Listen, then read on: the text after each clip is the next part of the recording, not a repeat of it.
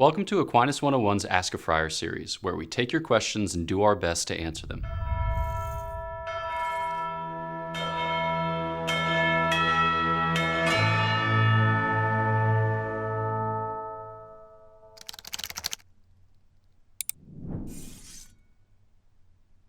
I'm Father Gregory, though everyone calls me Father Pine. I prefer Father Gregory, but at this point, I'm willing to give up.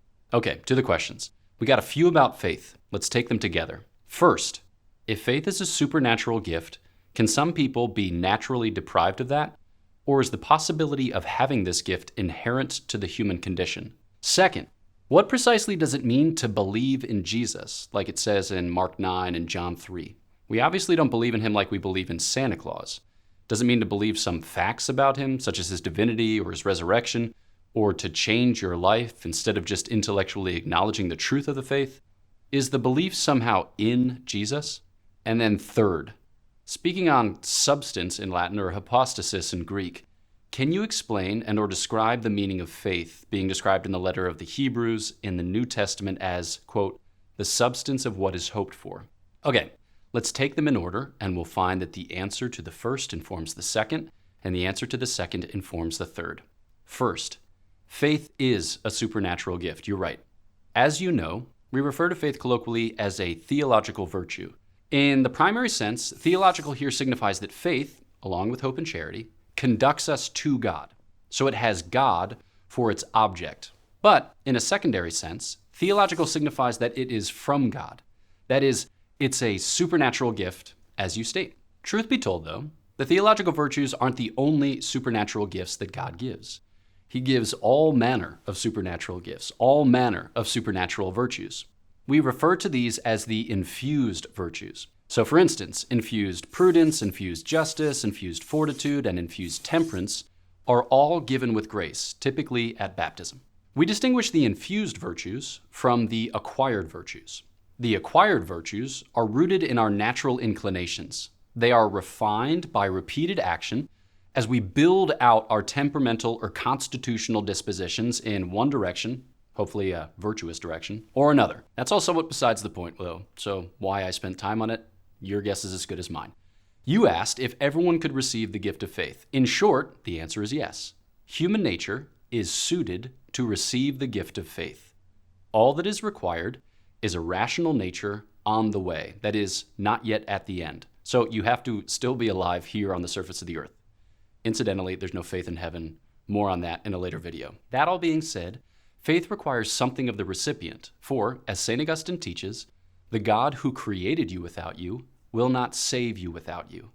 Technically speaking, the recipient has to offer something like consent or cooperation in response to God's offer. To translate that into terms closer to our experience, you have to want it, which will involve seeing something desirable in the offer of faith and then wishing it for yourself.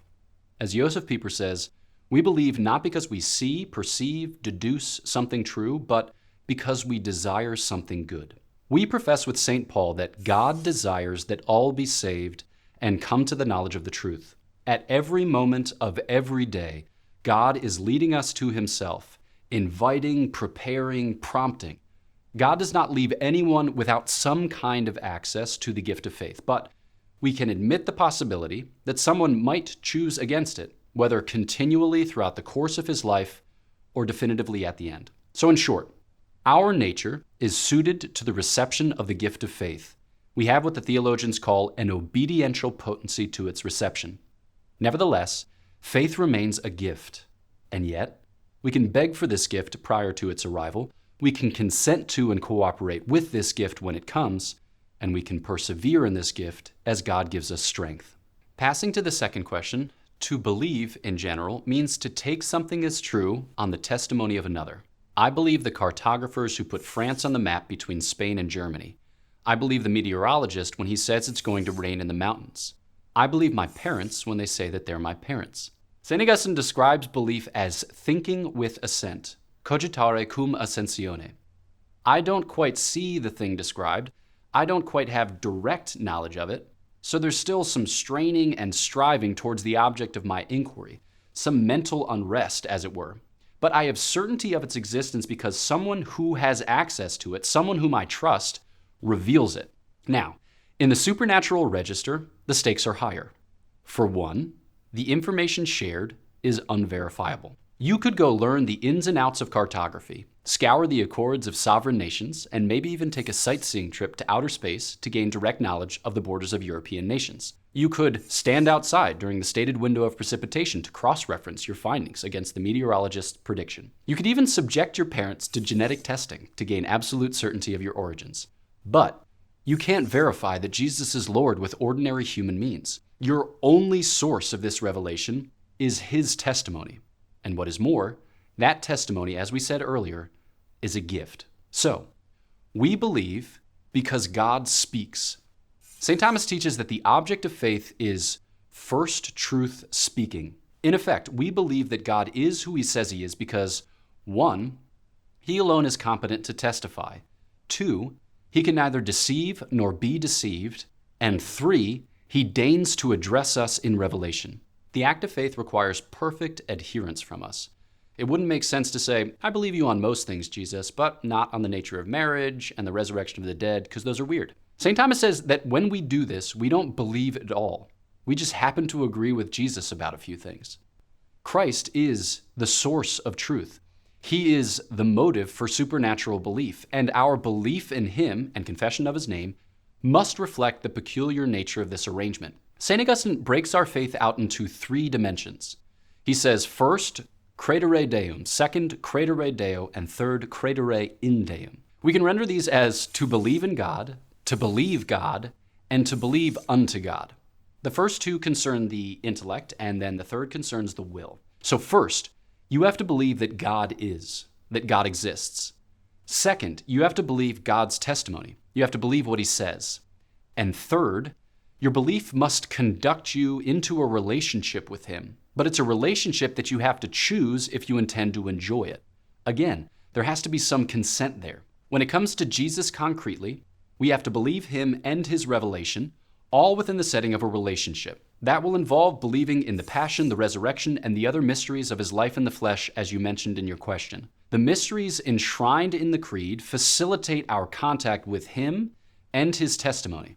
And so, we can be said to believe them and the propositions that mediate them to us in a secondary sense.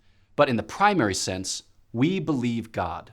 Passing to the third question, the classic definition of faith comes from the letter to the Hebrews, specifically chapter 11, verse 1. There we read, faith is the substance of things hoped for and the assurance of things unseen.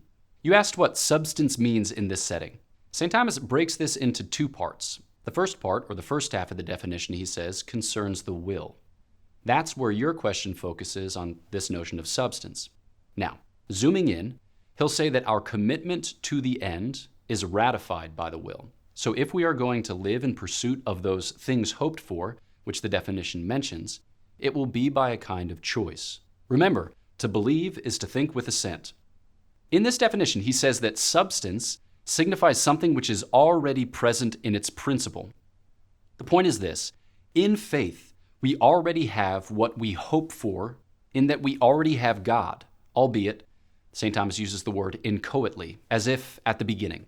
Obviously, faith isn't vision, just as hope isn't possession and earth isn't heaven. But in a sense, this is already the 100-fold. The theological virtues mediate a living relationship with the Most High God. That's not nothing, that is decidedly something. To cash that out, it means that your real life isn't elsewhere. It's here and now, with God, and it's good. Wait, I'm seeing a 4th question here. Speaking of substantial presence, Father Gregory, thanks for referring to me by my first name, did you just publish a book about the Eucharist? Wow, cool question. In answer to your question, anonymous interlocutor, yes, I did. It's called Your Eucharistic Identity, a new title from Ignatius Press. The book recently went on sale, so you can follow the link in the description to get your copy. I hope that answers all your questions. But if not, please let us know by submitting your questions using hashtag AskAFriar in the YouTube comments, on social media, and on the learning platform. And don't forget to subscribe, like, and share with your friends, because it matters what you think.